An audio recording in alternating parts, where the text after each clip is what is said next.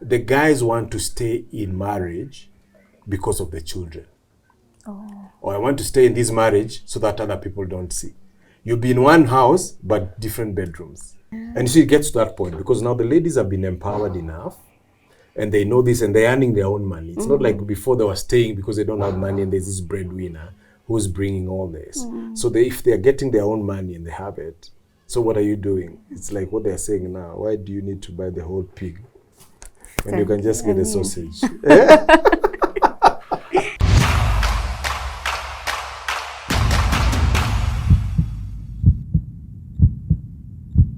No one ever gets married to get divorced, but when that happens, it leaves the couple with so much pain that they have to walk this journey thinking they're failures.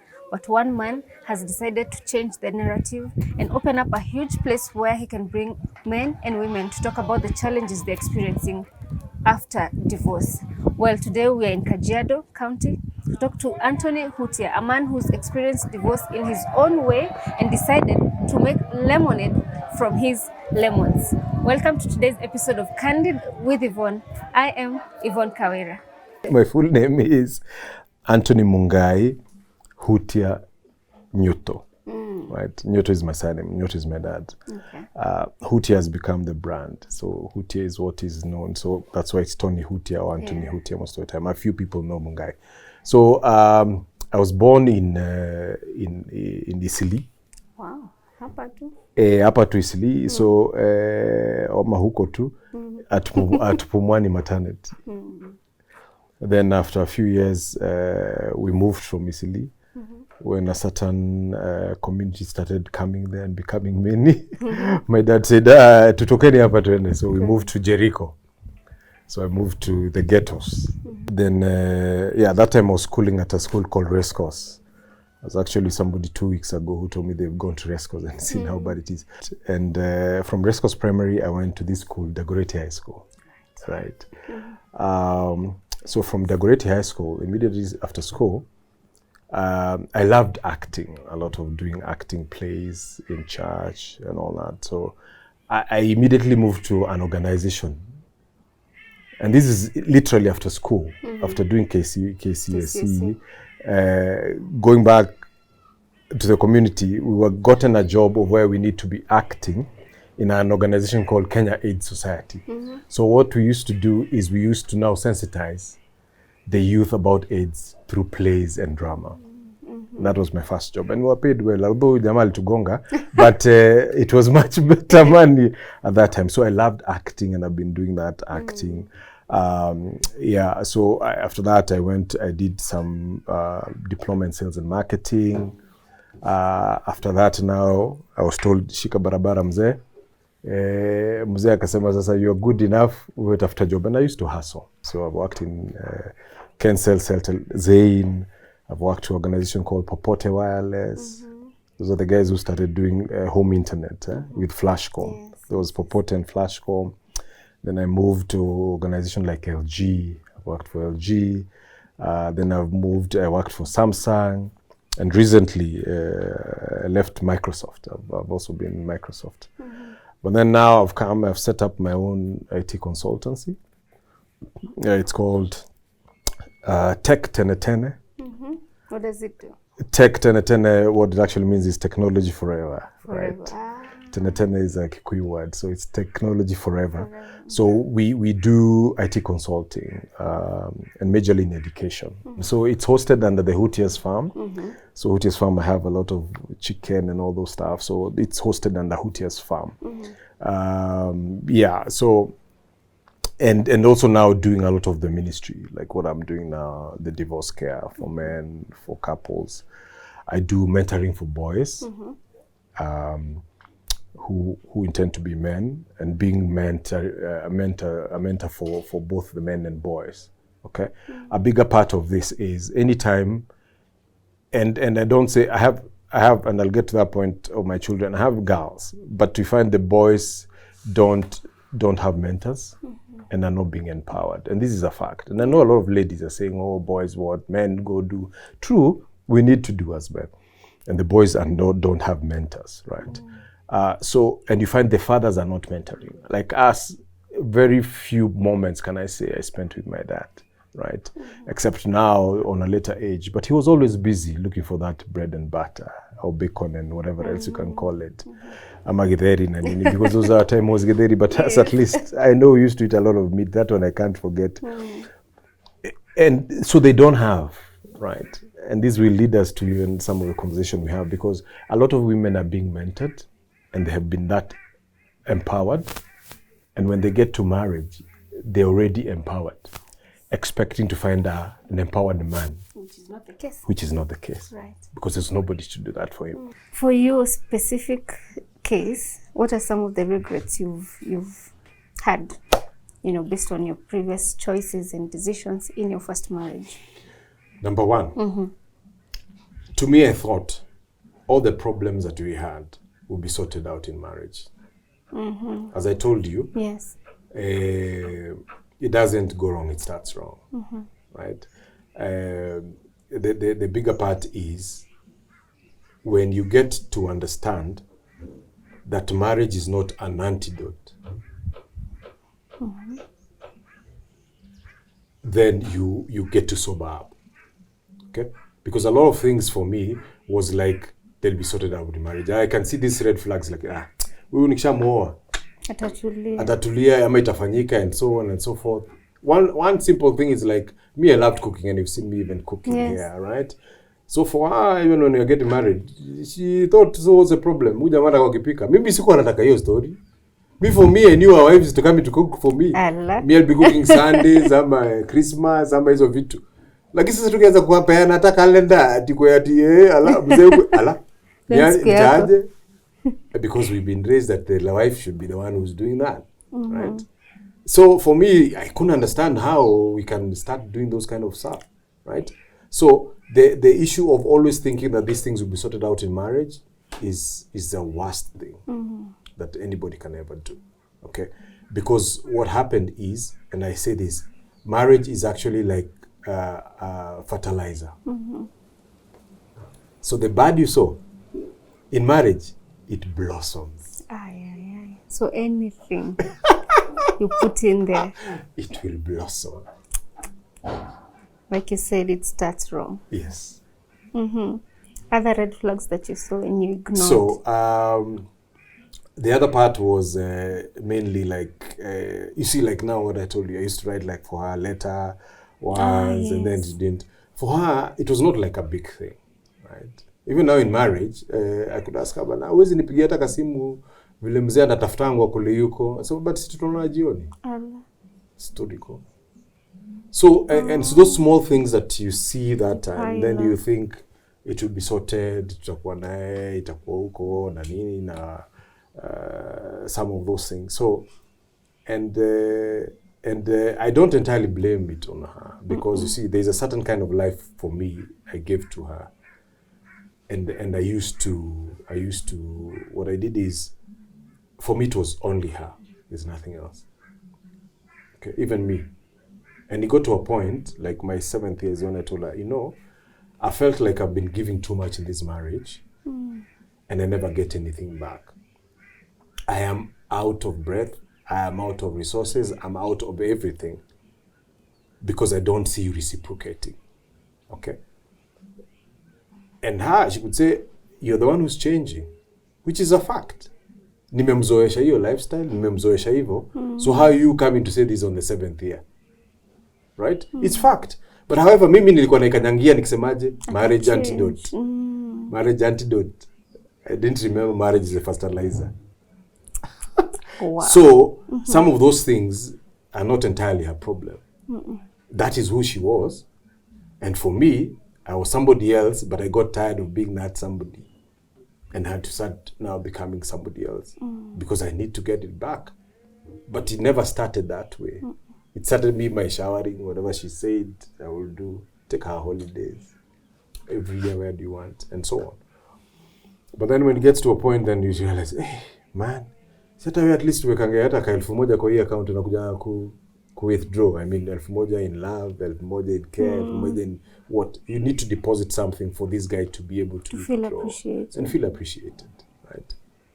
mimi come home alafu naambia mfanya kazi Jerry pea baba nani chakula. I mean, you know, that's actually a thing. Yes. Wow. Yeah. Mimi wa jamaa hapo wakwambia vitu, hata kuna mtu a friend of mine before they got divorced with the wife, aliambiwa yeye anavua nguo zake kwa nyumba, and you have a house help, lakini nguo zako zinaekangwa pale ujifulie ama ujisort. And they are going now. Jamaa ukiona akitembea hapa akismile, ile character development anafanya from home is something big. At what point did you decide this is over for me? I'm not even working towards solving these issues that I'm seeing in the marriage. Yeah, it's around that 7th year. Okay. But what happened is, after I voiced that out, I said, okay, I'm willing to try and see this.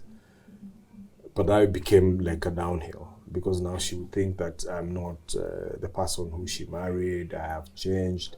And it became all those wazes you're sitting out with, they're the ones who wanakuharibu and so on, because now I used to go a lot of wazes meeting and so on. And probably they used to give me some sense, right? But entirely it was not them. It was what was inside, suppressed in, that was now coming out. Because somebody, and that's the beauty of sitting down as a community of men, the way ladies you do and go do like your missionary, you get that out and you get to learn. But men, most of the time, they don't when talk. we meet, we just talk about football, business, and girls, right? And not your girl. Other girls, right? Yeah, you don't talk about home. No, it's true. It's true, and that's why we tell them, like when they come to Eden here, one of the principles I was telling them is we are not, and I was telling him, and he said, you don't even let them watch football. No, we don't have TV here. You come and we are talking, and we're not talking about all this nonsense. We're talking about what is going on with you. With your life, yes. Because you find you were drinking with somebody jana, you're having like a drink. 2 days later unasikia alijua. Lakini si tulikuwa na njoro na kula drink na nini. It's because the guy never shared exactly what is happening in his life. And it's because like men, we've been raised that way. Wewe si mwanaume kanyangia. Wewe ni mwanaume ufai kulia. Wewe ni mwanaume jikaze. And that's how we've been raised. Na unajua ndio hivyo, right? I was talking to one of our, we were doing a massage with our masseuse, and she was telling me, you know, you men, you're one of my many good clients, but one of my worst. Because when I get a new like person, I will massage you and be asking you questions.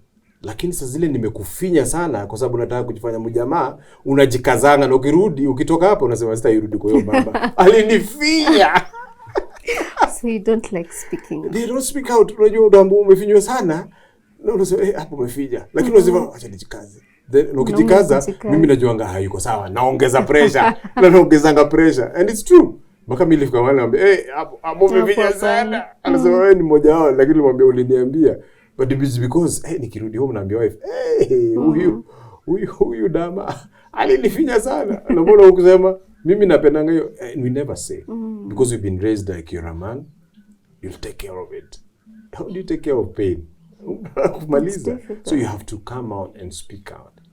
And the time you're coming to speak out becomes too late down the line when everything is done. Right. When you are completely finished. So men are like on a conveyor belt. You just put it, unaambua songa. Kwenda ukienda. Ukifika yote age unaambua unafaa kuwa na bibi, mbona una bibi?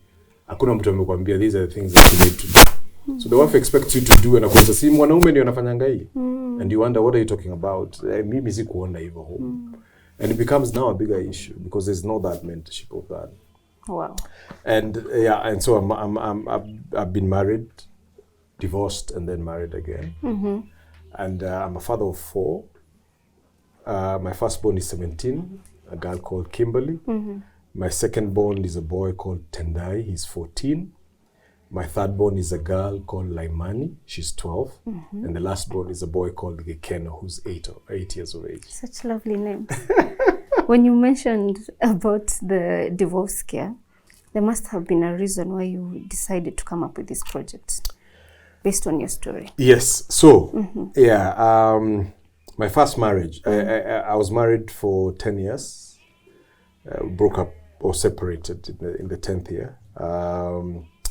And then I stayed for around, because we got separated in 2012, January of 2012.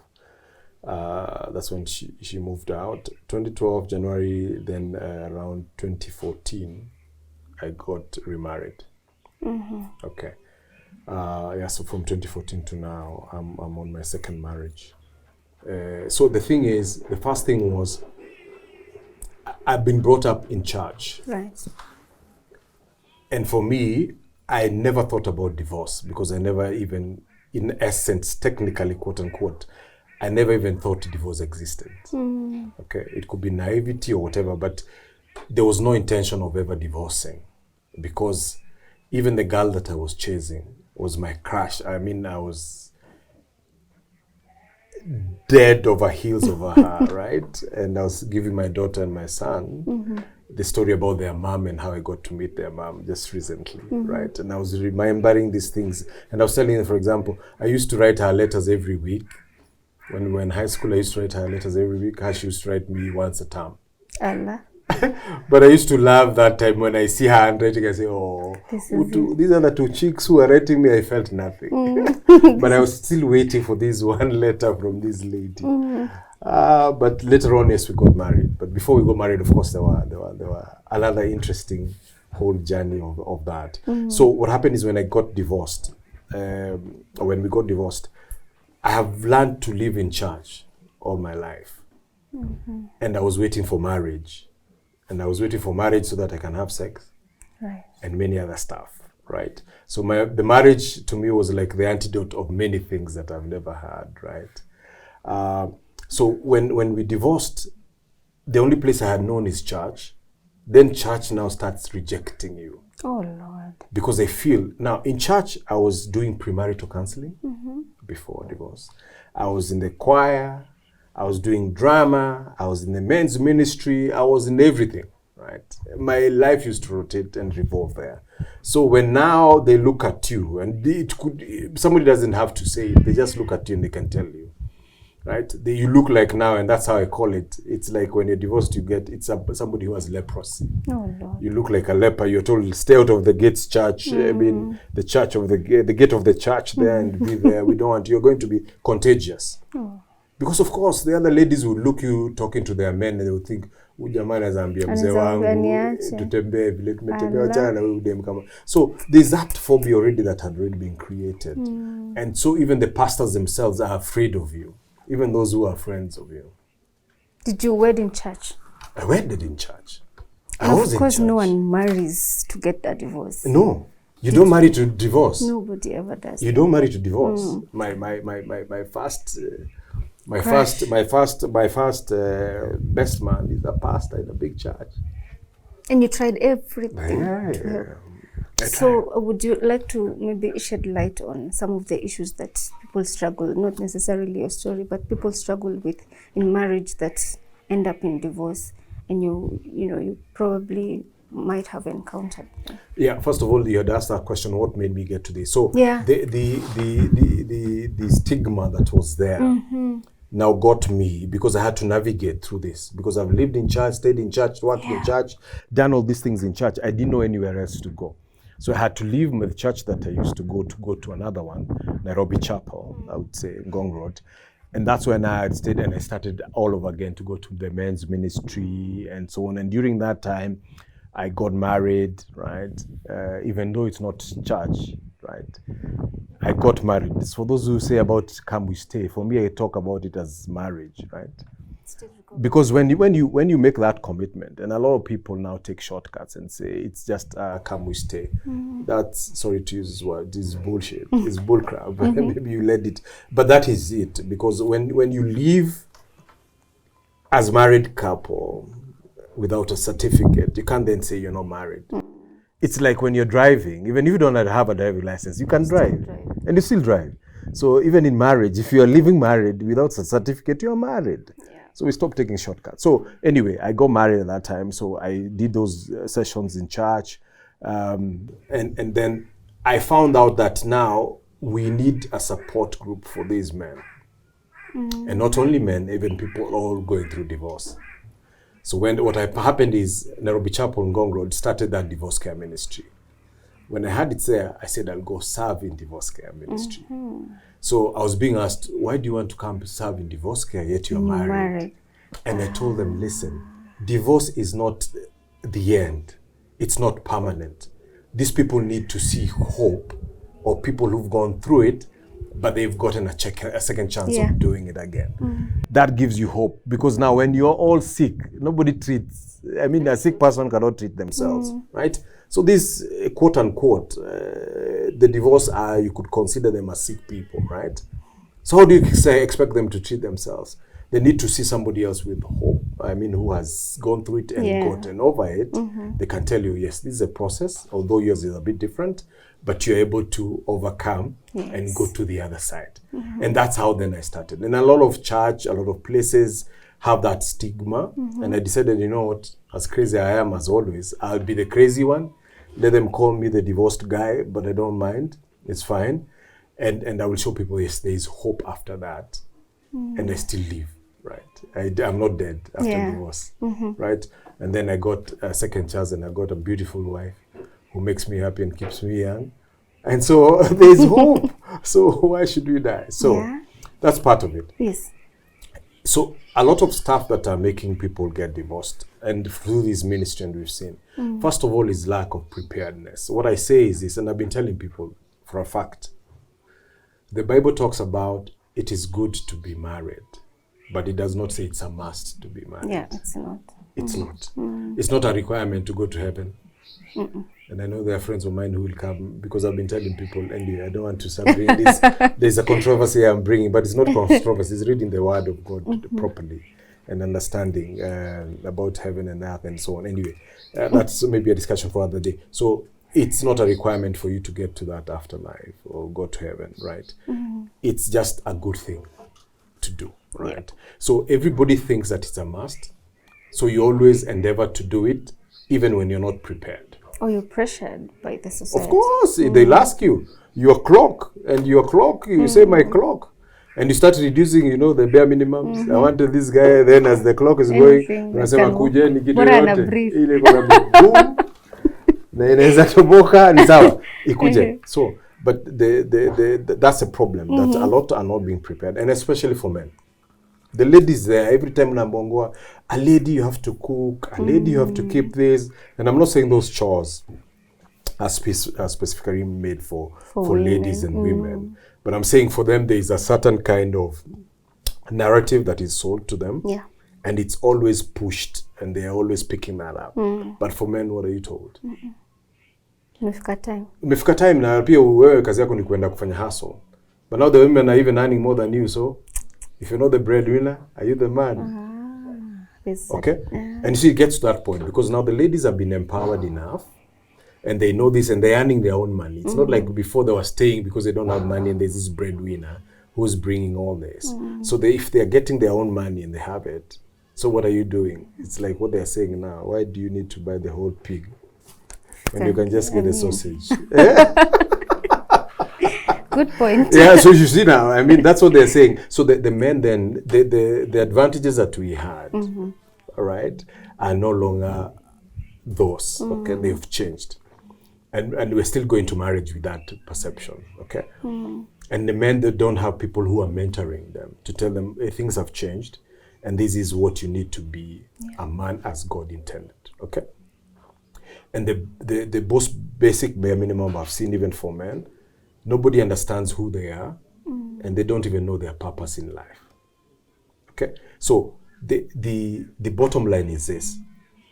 God, when he was creating Adam, he created Adam and gave him the mandates of what he needs to do. And after he started working and doing all those stuff, that's when God brought Eve into the picture. Because Eve came to help Adam achieve God's purpose in his life. Yeah. There's nothing about your purpose, remember. It's always about God's purpose in your life. Because God created you for a certain thing, to come and solve a certain problem. Okay? So anytime we say it's our purpose, we go wrong. It's supposed to be God's purpose in our life. So Adam gets God's purpose in his life, then he gets a helper to help him achieve that. Right. And that's the same script, if we pick it, in marriages, that's how marriage are going then to work, right? Because then when you go thinking that I have my purpose as a woman, he has his purpose. How do you reconcile? How do you reconcile? Yeah. And it's supposed to be one. And it says you're one, but how are you giving one thing with different purposes? Then now, if a man does not have the picture of knowing his purpose, and you bring a helper, so what is she coming to help you in? It's a confused setup. She finds a guy who's not ready, Yeah. and she wants to help. So what does she do? She helps herself.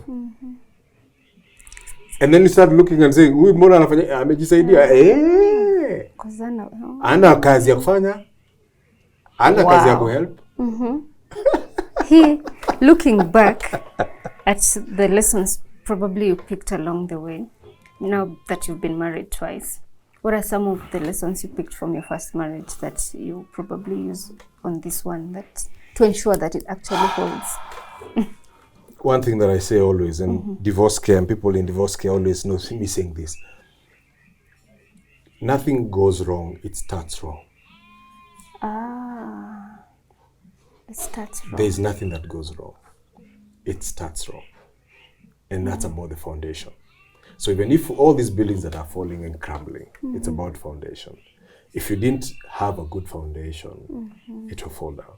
When you talk of good foundations, what specifically are you Okay, talking so, and this is what I mean. So, if you as a man don't even know your purpose, how then are you getting married? What are you getting married? To get children?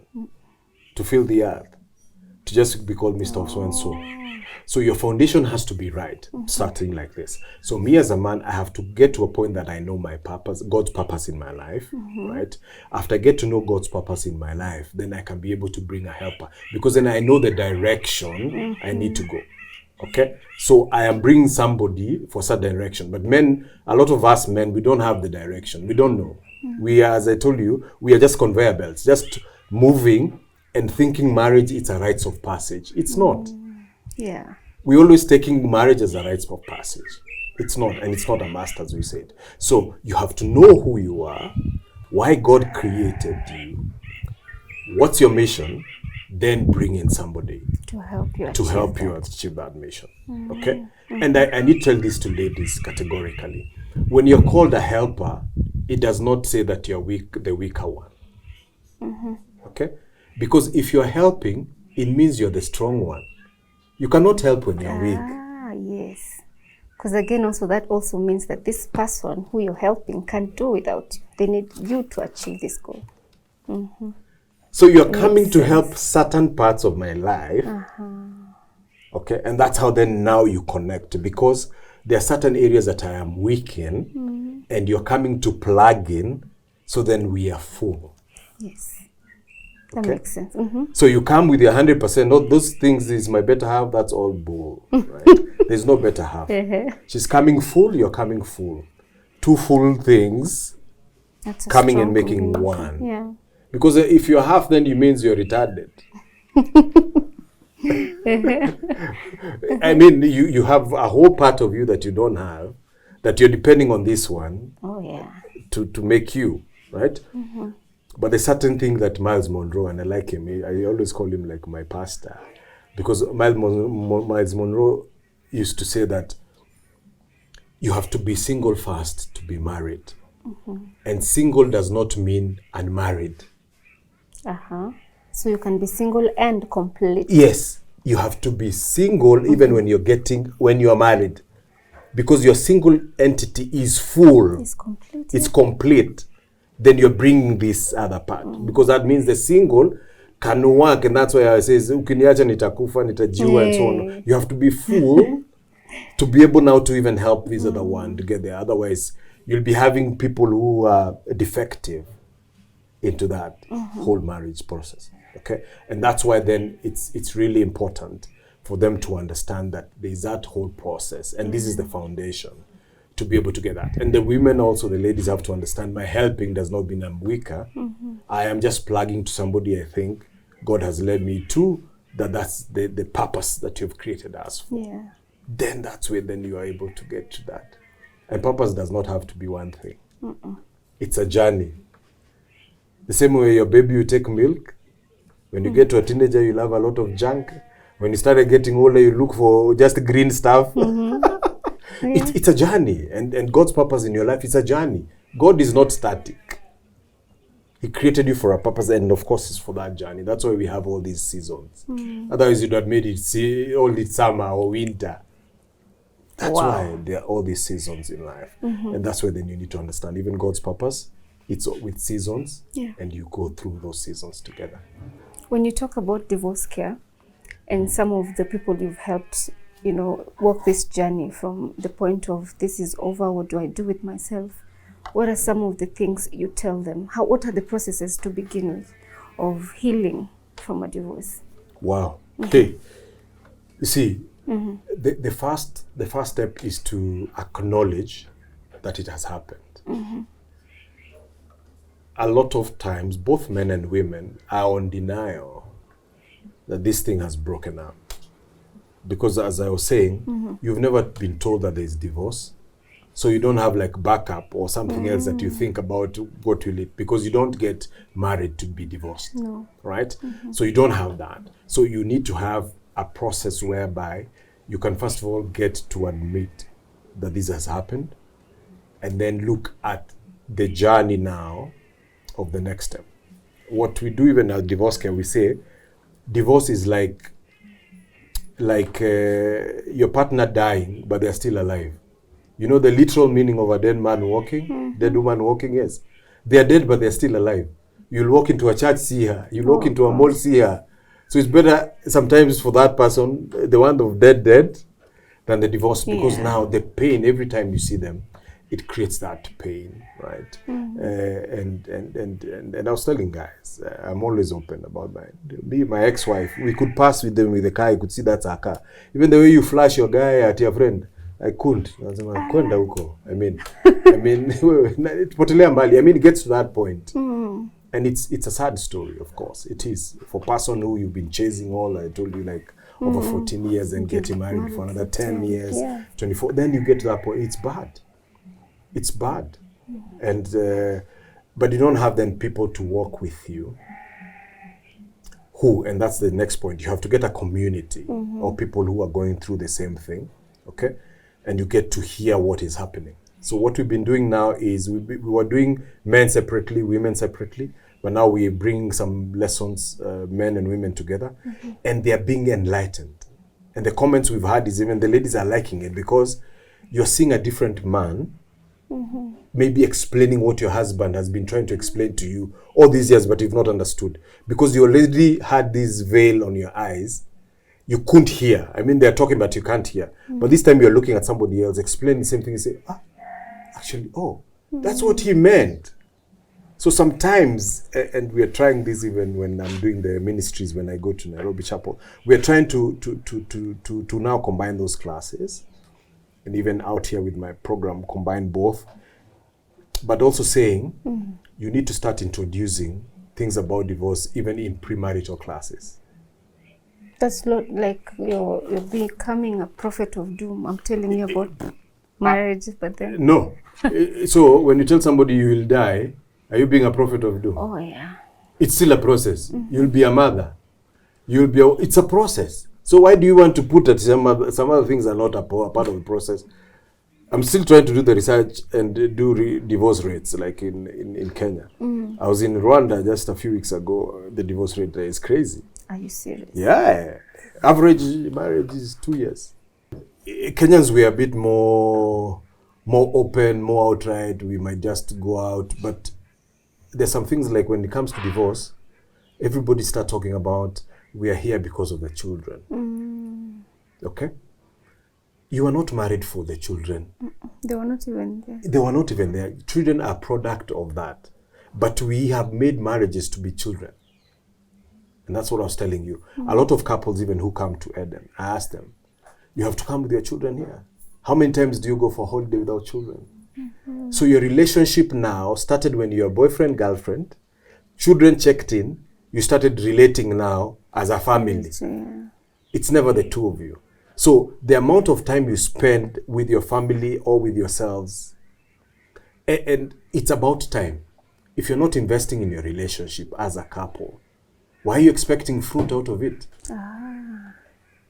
You're investing in family and children, you'll get fruits for children and family. You don't get fruit for the couple. So you have to invest as a couple to get that, okay? And so even now for the divorce, the guys want to stay in marriage because of the children. Or I want to stay in this marriage so that other people don't see. You'll be in one house, but different bedrooms. Tukitoka church, I mean, Sunday ikifika tunaingia gari moja, but the whole week, tunashindanga different cars and different things. So you're living different lives in the house, but when you get out, you try to paint that picture that you're together. So they're all lies. We're all going to hell. We're liars. For like, not more. Let the other ones be thieves, but you liars. You're also going to hell. Okay? So, and that's the thing. People now are getting points where you're so tired. And you say, I have had it. And this is the thing about divorce. When somebody has walked out, that's not when all this started. This happened a couple of years before. The walking out is just a manifestation of what has been there. Right? And a lot of people now start coming to you when you've walked out, or when your spouse has walked out. They think this is the time they need to give you counseling and all that. Wrong. It happened. By the time this is coming, it's the fruit. The tree has grown. Imekuwa watered. Inatoa fruit. Sasa hiyo alafu kuja kusema mbona umetoa mango na si oranges? You didn't notice it was an orange or a mango. So it's actually the fruit. And so that's why it's difficult then tend to do those counseling and all that, because it's too late. In essence. The others who probably a small percentage will work and reconcile.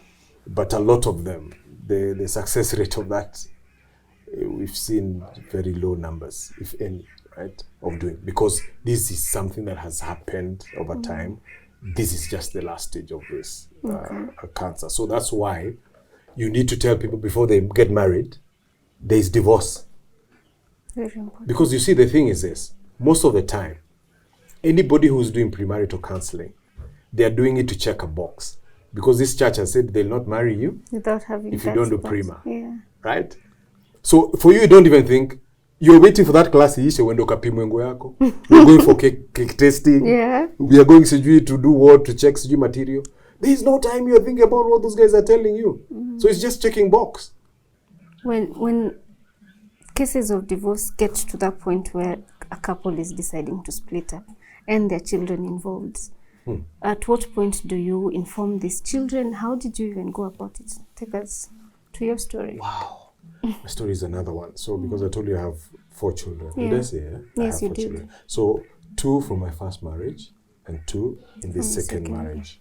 Well, let me say this second marriage, not second marriage. You think I'm in the third? Like you're headed to the third? No. This is the last one. I'm not going back there again. Last one. So the 2 middle ones are the ones from my first marriage, 14 and 12, boy and a girl. So the boy was and probably is a fan of the mother. He used to fight for the mother all the time. So it was chaos because now, first of all, he can see you relating to somebody else because they used to come to my place. Now they see me with somebody else. And of course, I'm not with the mother. They know I don't live. So he used to come sometimes and tell me, Daddy, why don't you come live in us and leave this other auntie in this house? Okay? And he has those time. But now, what, and of course, there's nobody else who was telling me how to deal with this kind of thing. There are 2 things. Your children, and when you get married, there is the blended family. Oh, yes. That comes into play, right? There's that blended family that comes into play, so which is also a different monster, right? So what I realized, and I said, nobody tells you about this. So I realized, for me, I am going to always be saying the truth. Okay? So say the truth, but make it age appropriate. Right. Okay? Because there's some truth which is truth, but you can't tell to a kid of a certain age. It will break them. Okay? So what you do is you give them truth, but age appropriate. Okay? That way then they grow with that. Because you'll never change the truth. So you'll never change your story. But if you think that you are lying to protect them, they come to discover later, then they will take you as a liar. That's not a good thing. Which is not a good thing. So the best thing is to always keep it consistent, be truthful, make it age appropriate, and then you're able to. Others, you can just be open and say, you know what, I can't be able to talk about this now. At this point. I'll tell you sometime later. Because it's true. It's better than lying to them. And then when they realize you're a liar, trust gone. You break that. And at that time, you also don't make the other partner the villain. They're still their mommy, they're still their daddy. So you trying to think that you are bad-mouthing the other party so that they like you more, you find these guys are intelligent enough to know this is BS and this is what. So the best thing is always know that the other party is their parent and support it. If it's one of the things that the ladies are doing, and I've seen this in the counseling, the divorce care team that we're using, they use children as weapon. They don't want the fathers to see the kid. And you find a lot of these guys want to see and to probably support the kids. Some of them don't even have that cash to support, but that does not mean they can't see the kid. They're told, if you're not supporting the kid, why do you want to see? Unamwona wa nini na hakuna kitu? What is your usefulness? Wamekuwa kikula nini before before kuje walikuwa wanakula nini? Na watoto wanakuanga, they are my children. Yeah? Rarely do you hear our children my children all the time, my children, married or not, my children, divorced or not, my children. And it's always like tunachoshangaa sasa sisi. Silikuwa kama spam donor ama nini? Most of the time. Lakini tusiende kwa hiyo story nyingine kwa sababu ukienda hata DNA utajua kama ni wako ama si. But sisi tunalea tu, but the thing is the thing is you just you just give that age appropriate information, and get to work with them, that journey, and being always telling them, supporting their parent, I mean the other partner, and tell them it's me and your mommy that didn't work. But that still is your mommy, that's still your daddy. Fact. If it's true then. And mine, what happened is I started now selling the positives in this whole thing, because there are positives and negatives.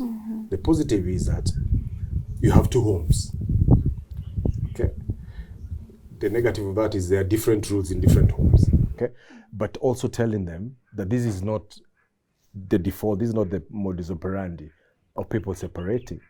This is something that went wrong, and you have to fight to make sure it doesn't happen for you.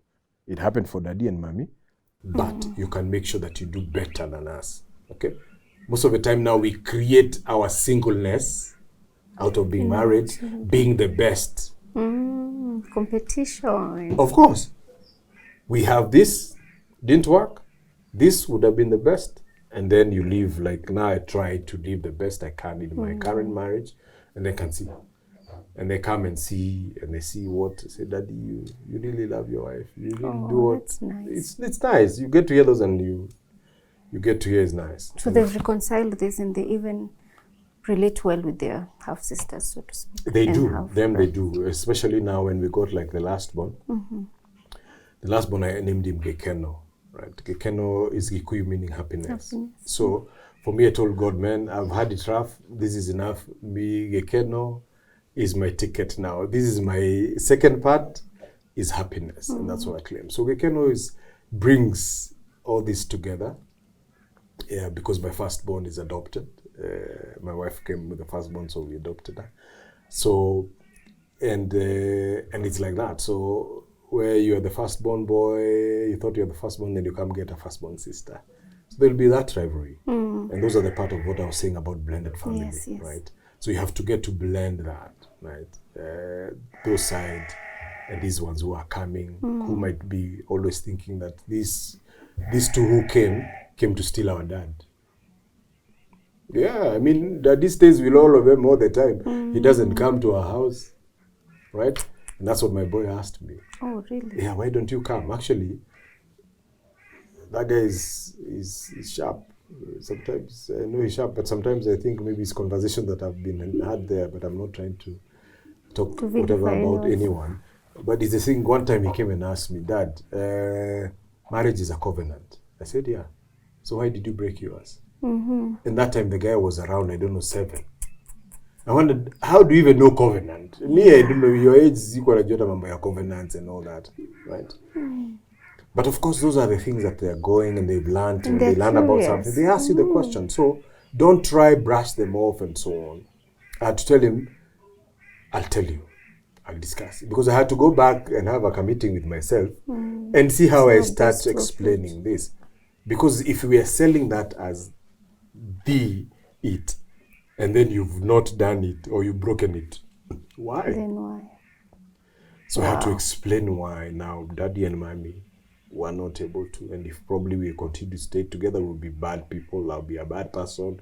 Your mommy would probably be a bad person, not the best person that she is. Probably would have even killed each other. Because we got to a point where we couldn't tolerate each other. We couldn't do this. And it's not you. See, when you come, you see that I love you and so on. When you go to mommy's, she loves you. So it's not you. Yeah. It's between me and her. You are gifts that God gave us through this relationship.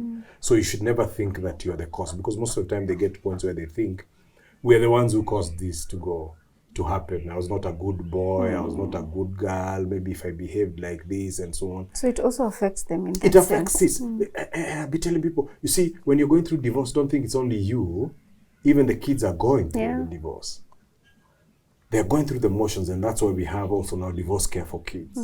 Oh. There's actually divorce care for teens and even divorce care for kids. That's still within your program as well? So yes, we're introducing this. We ran this from an organization in the US called Divorce Care. So they helped us guide all this, and we can be able now to get divorce care for kids, divorce care for teens, because they've realized, and they're way ahead. You see, at least in the US and Europe, divorce is not a taboo, so to say. We are not saying it's good. It's not a taboo like in Africa, and especially even in Kenya, where churches don't even recognize. Now that because you're taking care of the kids, the teenagers, talk about in-laws. This is a marriage that has brought together two families. How do you handle that? So that's another quagmire, and this is part of a topic even in the 13-week that we ran about in-laws, right? So you've already built friendships. Yeah. Okay. And now when you build this friendship and the main friendship or the core has separated, you expect now to take your side. You are in this relationship because of me, so you can't be supporting. That's one of the biggest challenges, right? Like me, I had very good relationship with the mom, right? With the sisters also. The bigger sister, we still talk. She's even my customer.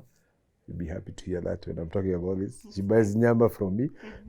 And we talk. We are very cordial, casual, and so on.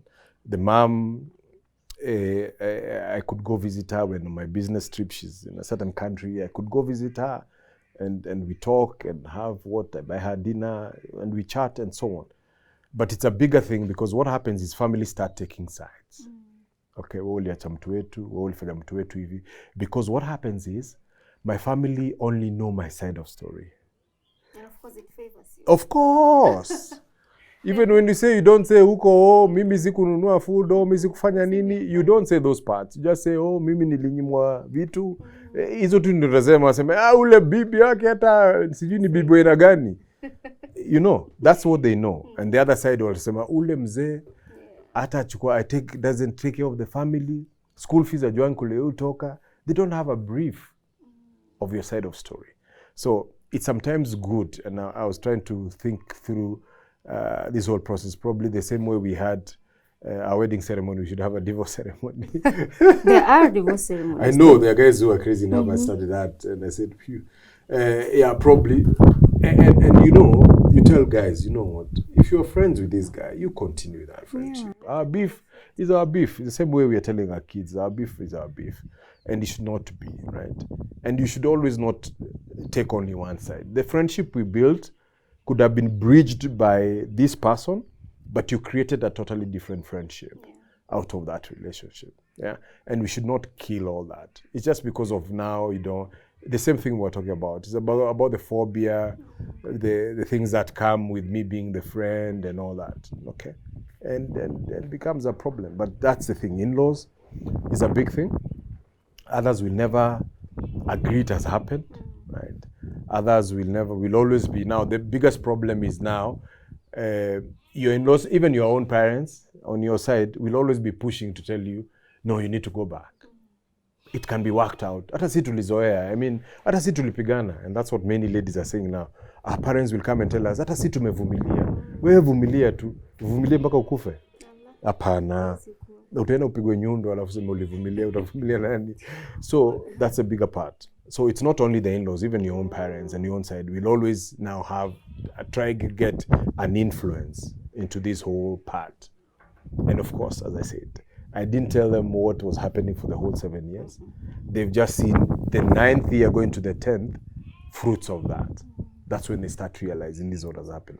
So there is a whole 7 years they don't have a brief on what was going about. When you're helping these young men to come to terms with the results of the divorce, how long ago did you start this program though? So I've been doing divorce care for the last like 3-4 years now. Okay. I started, as I told you, I started this from Nairobi Chapel, Ngong Road. They gave me that opportunity to be able to start that. So we've been doing, and I do concurrently with them. I do them like a ministry with that team, and also I do on the side doing differently now. That's when I decided now to do as Hutia, awesome. And with a few other friends for us to be able to do now outside that, because there's of course what the church believes as their principle. You run through their church rules and regulations, okay, which they are good for that time, but there are things which we probably think that we can do separately. Not to say that we want to be rogue or whatever it is, but you can be able to achieve much more when you probably are doing it separately. Okay. That. So yeah, for around that 3 years going to 4 now. And yes, there are a lot of men and women we've talked about been with through this journey, right? Yeah. Do you have a number of how many you've helped so far? Wow. Yeah, I could say over 100 men and women, right? Because per session we usually have around, average per session men we have is around 10 to 15. When you have those mixed classes, the ladies are always like ×2. And we always ask them, where are the men? Of course, they would not want to come to the same counseling sessions with the men as you're doing divorce care and your ex is there. But we've had a few of them, which sometimes is a bit awkward. But the truth is, they also need help.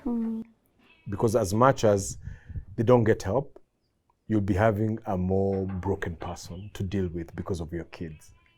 And especially if you have kids, right? So if the other person doesn't get help, you have a problem to deal with. Not only your kids, but them also, okay? My lawyer once told me, as we were going through the divorce process, he told me, Hutia, yes? Now you understand that sex is expensive. Wow. Because now when it comes to divorce, also there's property, there's all of that. Wow. And people don't get to think about these things. No. How? Antidote, marriage. Shida zote zitatuliwa huko, hakuna shida huko. Who told you? It's not the full picture. All right. So for someone who's watching you and they probably are interested in maybe helping you spruce up this project or expand it, what are your priority areas? What do you think would help make this project even bigger and have more impact on people? Wow, that's a good question. So you find this process that sometimes I spend a lot of my money that I have and that I don't have, right? To be able to support these men. If you can actually get sponsors, corporate and so on, and we've been trying to do this now, even to go to corporates and do like mentor, have session with men. We had one like 2 weeks, or a month or month and a half with Carrie. I was really surprised. Carrie got men. We had over 100 men in a session where we talked to them. I actually was thinking of having like seasons of where we have on a monthly basis a men's camp, a women's camp, and even a couples, right? And we can have even a single. So I want like every weekend to have a different theme. It could be sponsored by different corporates and be able to cover that. And it's specific to talk about real issues of life from both sides. No BS, right? We don't want those things. And I told you, like here in Eden, we don't have even TVs. It's out in the bush. We run on grid solar. And you come here, you have 4G, you can do your WhatsApp and everything, but you want you to come here and talk. Breathe. If you're a couple, you're coming here to remove the cobwebs that have been there and have not been removed. Because why? You are with always the children, you can't do nothing, but you want to come and rejuvenate. Why I call this place Eden is because of Eden is a place where God started it. Yeah. This is where he wanted to be communing and having relationship with that man, right? This is where he had set to have that relationship with this man. So I call it Eden for people to come and do a reset and start all over again. From where it all started. Start all over again. Start all over again. Okay, so you could be a couple, you could be a person who's separated, you could be a person going through divorce. Come and start all over again. How can people reach you? Do you have a website? Do you have social media platforms? Yes. So on Instagram, they can go and get Eden_Hutias, right? Or if they go to Google and do the Eden at Hutias Farm, they can be able to do that. We have our official line, which is 0701 00 Eden. 00 Eden. Yes. Interesting. Eden stands for 3336. 3336. Say that number again. Okay, the number is 0701 00 13336. Right. Wow. Thank you so much, Tony Hutia, for agreeing to open up. And it's not easy for a man to open up about these things. And I was surprised that you are like almost ready for me to, come on, ready and willing to share this story. It's a big problem. Caught me by surprise, but it's impressive also. It's a big problem for men because it's a stigma, right? Men don't want to see that they have failed. They don't even want to show they're hurting. Yes. So divorce, you as a man of a house, you have failed your family.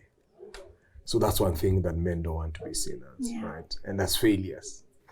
Umeshindwa to take care of your family. Umeshindwa kushikanisha family. The same way women have that pressure. Men also have. They look at you, how could you handle a woman? Mama amekushinda. And so on. So it's also that. And and them being closed up, always raised to know wewe ni mwanaume jikaze. That's a bigger problem. And that's why I'm coming out. They can see that crazy man, yes. But they come and we're able to talk and you can start the journey. It's a process, as we said. It's a process. Everything is a process. Nothing is a shortcut. You have to go through that process. Perfect. Yes. Well, thank you so much. You're out there and you're struggling with these red flags in your marriage, or you probably just ended your marriage and you do not know where to start. This is the place. And Mr. Hutia is here to walk the journey with you. Please reach out to him. We will pin his contact information on the comment section. And we urge you to please reach out to him and do not do this alone if there's an option. So thank you so much for watching us. Thank you for staying with us till the end of the show. I am Yvonne Kawera. And until next time, keep it Tuko.